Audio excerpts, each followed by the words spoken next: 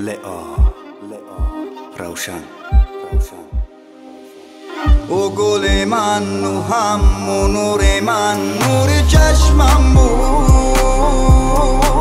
نمک رو زخمم شد سوختم زهرم شد او نور قلبم بود، آمد و دردم شد چرا دردم شد او نور چشمم بود، نمک رو زخمم شد زهرم شد او نور قلبم بود، آمد و دردم شد آره دردم شد. ببین حالم بده، نه حرف نزن و آزارم نده، ببین حال من بده، دیدی که بمارم باری غم نده. گل رنگی خواستم تو نخواستی ولی من میخواستم،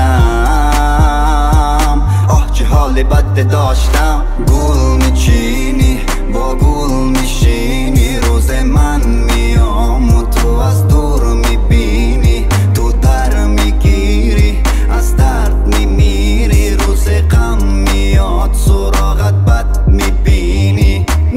نمیگم آه برگر بیا که غم خوردم و برآوردم سیاه، نمیگم آه برگر بیا تو رفتی گمان روی دردم گیا. حالا کو سیاست هیچ جناب عشق و فراست، آخه دل من سراسر دوست داشت تا خطی آخر.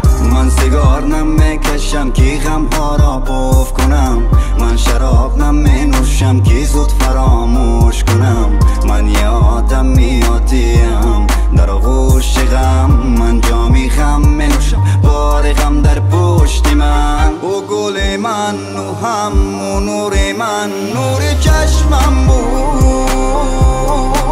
نمک رو زخمم شد سوختم زهرم شد او نور قلبم بود، آمد و دردم شد چرا دردم شد او نور چشمم بود،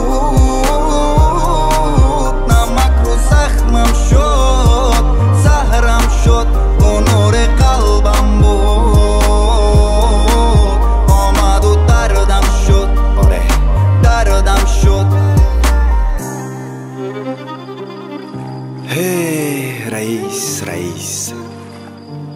کاش رئیس اینجا می بود و نشسته چای می نوشیدیم. من همین جایم پسرم.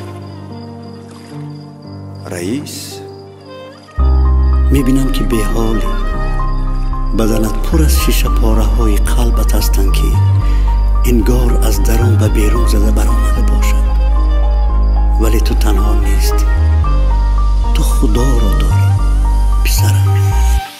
این آه قلبی شکستم آخر میگیردد، من که خدا را دارم خدای من میبیندد.